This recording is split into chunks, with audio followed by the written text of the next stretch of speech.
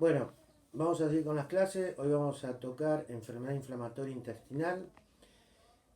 La enfermedad inflamatoria intestinal es una enfermedad idiopática y crónica del intestino, donde no se conoce exactamente la causa y tiene dos formas principales, la colitis ulcerosa y la enfermedad de Crohn. En Estados Unidos y sobre todo el norte de Europa tiene una incidencia mayor de aproximadamente 11 cada 100.000 habitantes. En cambio, en Asia y Sudamérica, en países subdesarrollados, en general la incidencia es mucho más baja, menor al 0,5% cada 100.000 habitantes. El comienzo se ve en personas jóvenes entre los 15 y 30 años, pero puede haber después un pico también de comienzo entre los 60 y 80 años. La colitis ulcerosa se ve en forma igual en hombres y mujeres. El cambio del Crohn es casi el doble en las mujeres que en los hombres. Tienen cierta característica, esta enfermedad cierta característica epidemiológica, por ejemplo se ve más en la raza judía, más en zonas urbanas, más en el nivel socioeconómico alto que en el bajo, más asociada al tabaquismo y también está asociada a ser más frecuente en pacientes con familiares de primer grado con esta enfermedad y en gemelos. La etiopatogenia, como ya les había dicho, no es bien conocida, hay algunas teorías. Habría un sujeto genéticamente predispuesto, por eso se ven familiares de primer grado o gemelos, donde actuarían factores exógenos como una infección no bien comprendida o una microflora no reconocida, y el estrés se sumaría a esto, y en un huésped con una función alterada de la barrera del epitelio intestinal. Todo esto haría que habría una disregulación de la función inmunitaria de la mucosa. Entonces, habría en un individuo predispuesto genéticamente, actuarían patógenos o floras y la autoinmunidad sobre una mala respuesta que produce la mucosa. Y esto sería la etiopatogenia de esta enfermedad, y se perpetuaría por la activación de linfocitos T. Bien, en cuanto a la anatomía patológica, las dos tienen algunas diferencias. La colitis ulcerosa en el 40-50% afecta el recto sigmoides o recto sigmoides, en un 30-40% más allá del sigmoides, y en un 20% puede dar una colitis total.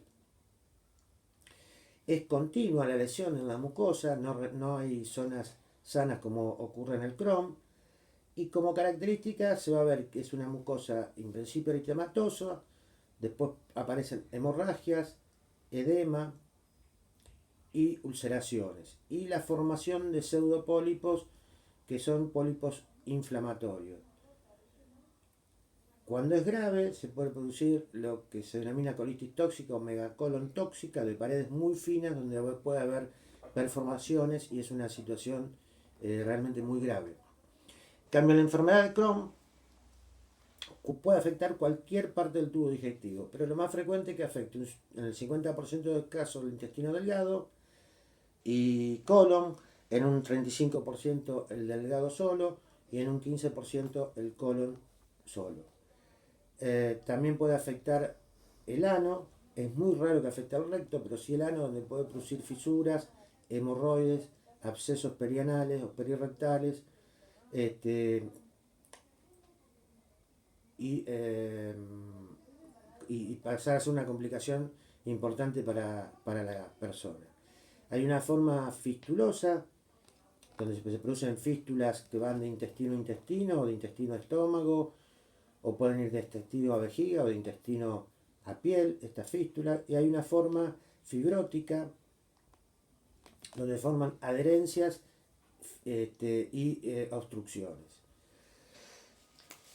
En cuanto a las manifestaciones clínicas, la colitis ulcerosa lo característico es que se produzca diarrea, el paciente tenga tenesmo, dolor de tipo cólico, rectorragia y secreción mucosa. La intensidad de los síntomas depende de la extensión de la enfermedad, pueden ser mayores o menores, y hay una presentación generalmente es aguda, aunque si uno interroga bien al paciente, ya había síntomas que habían empezado un tiempo antes. Y en algún caso puede haber constipación por un retraso eh, de los movimientos intestinales proximales a las lesiones. Pero lo que predomina es la diarrea y mucosanguinolenta.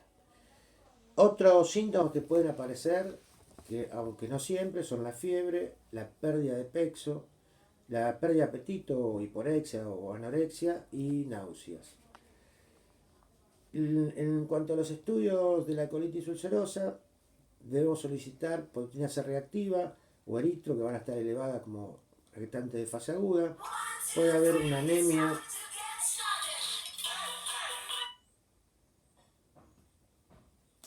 Puede haber una anemia, por eso vamos a pedir un hemograma por el sangrado, y la albúmina puede estar disminuida. El diagnóstico va a ser a través de la videocolonoscopía, donde se va a hacer un diagnóstico visual, y a través de la biopsia.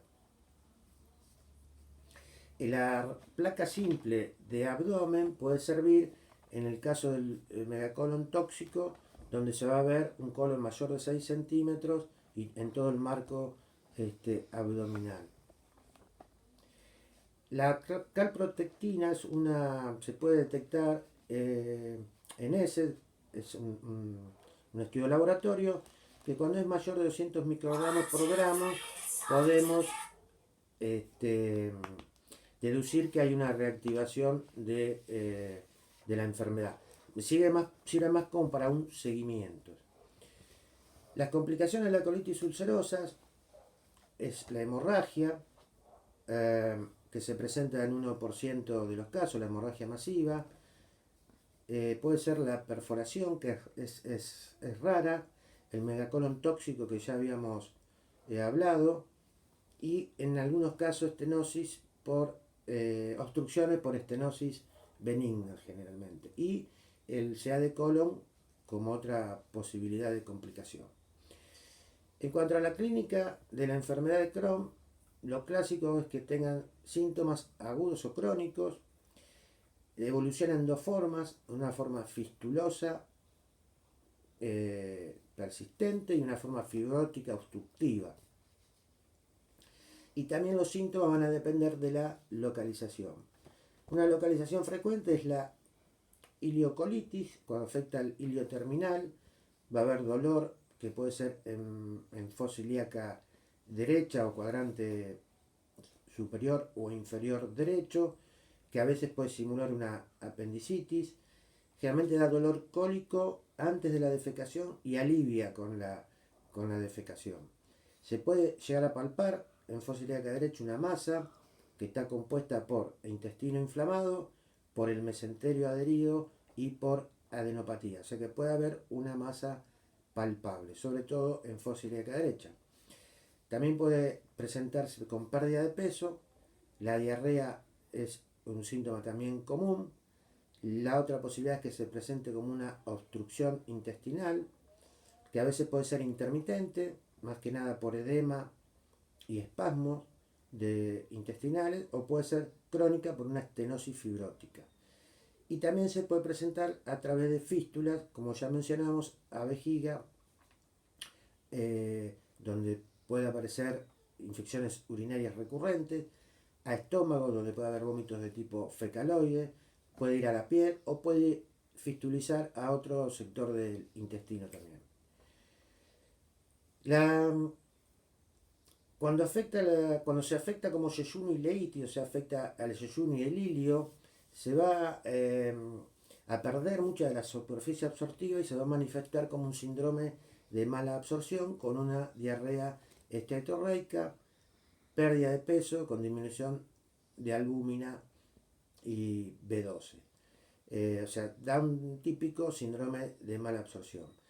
Cuando lo que predomina es la colitis, o sea, la enfermedad en colon, va a haber diarrea, va a haber dolor abdominal de tipo cólico por el paso de las heces en una zona de estrechez, puede haber proctorragia, puede producirse también un megacolon tóxico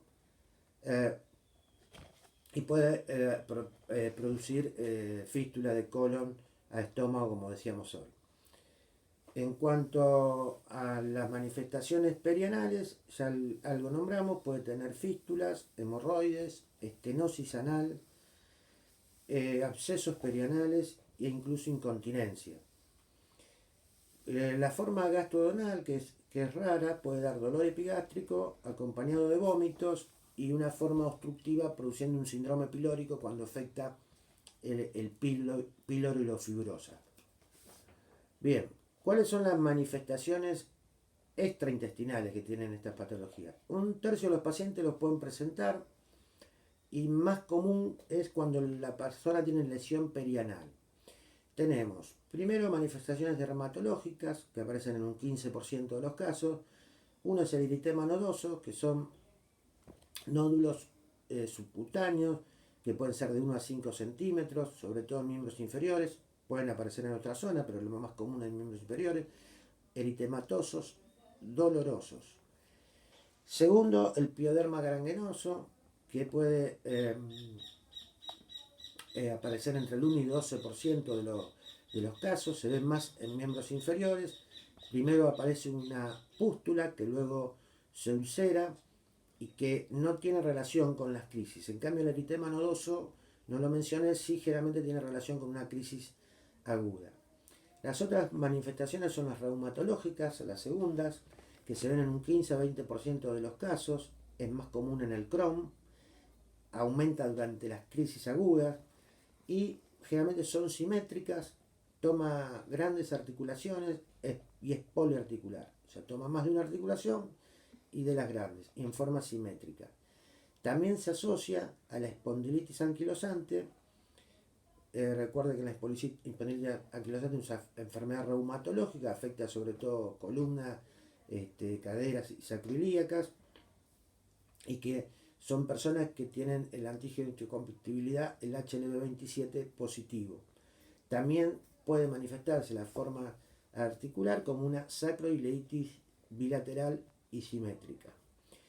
Terceras son las manifestaciones oculares que puede aparecer. Puede haber conjuntivitis, puede haber afección de la uvea, una uveitis y puede haber epiescleritis.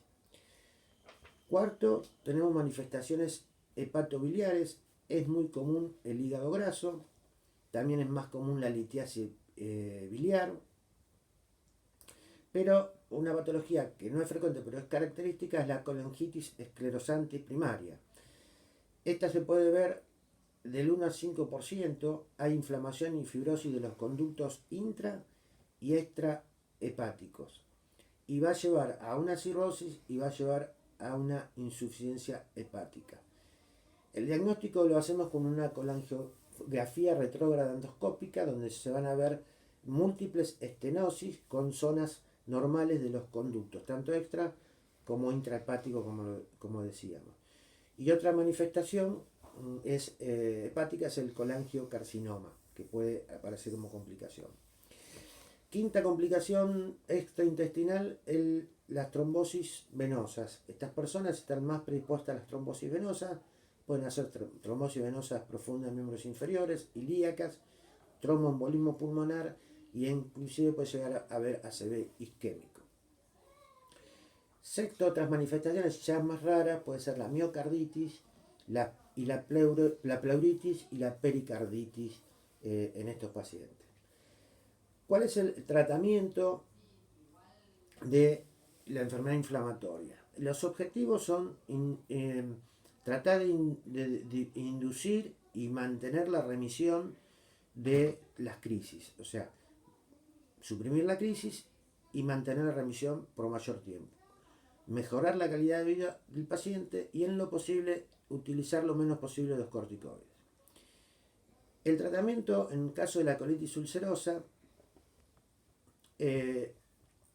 una base en el mismo, los primeros son los aminosalicilatos, como la sulfasalacina y la mesalacina. Esta sulfasalacina se usa de 2 a 4 gramos por día y durante 14 días y un mantenimiento de 1.2 gramos por día.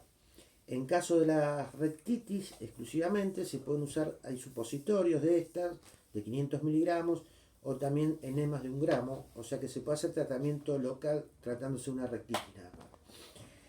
La otra herramienta que contamos es con la meprednisona, que se utiliza a razón de 1 miligramo por kilo día, pero hay que tratar de no usarlas más de 12 semanas. Se empieza con esa dosis y se va bajando paulatinamente hasta suspenderla las 12 semanas. Tercero, podemos utilizar la azatioprima de 2 a 2.5 miligramos por kilo o la seimercaptopurina de 1 a 1,5 miligramos por kilogramo de peso. Este es el orden de utilización de los fármacos con mayor éxito y depende de la gravedad del paciente. También tenemos el antifactor de necrosis tumoral, anti-TNF, el infliximab, que se utiliza de 5 miligramos por kilo de peso en forma endovenosa, y el adalimumab, ahí me salió, 40 miligramos cada 2 semanas en forma subcutánea. Como última alternativa, lo que pasa es que es muy nefrotóxica, tenemos la ciclosporina, que se utiliza a razón de 2 miligramos por kilo día, también en forma endovenosa. Estas últimas que nombré, por supuesto, se usan en formas graves en pacientes internados. En una crisis grave, lo habitual que es que se use hidrocortisona a 100 miligramos cada 8 horas en forma endovenosa, junto con ciclosporina 2 miligramos por kilo día. Y se evalúa la posibilidad de una cirugía de acuerdo a la complicación. Siempre que no respondan, hay que descartar la posibilidad de un megacolon tóxico.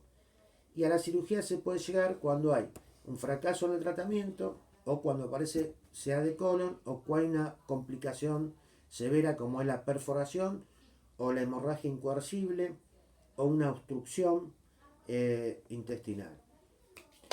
En el caso de la enfermedad de Crohn, en la forma aguda tenemos la opción de usar meprednisona 1 miligramo kilo día, en la misma forma que en la colitis ulcerosa, o en este caso podemos usar budesonida 9 miligramos por día, que tiene menos efectos adversos que el corticoide con la meprednisona. También, como en segundo lugar, podemos usar los anti-TNF como el infliximab que nombrábamos hoy. Para el mantenimiento puede usarse azatioprima o metotrexate, y se llega a la cirugía cuando hay fracaso en el tratamiento o con complicaciones como la obstrucción, la perforación o la presencia de alguna fístula o absceso perianal. Bueno, esto ha sido un resumen de estas patologías, espero que quede claro. Hasta luego.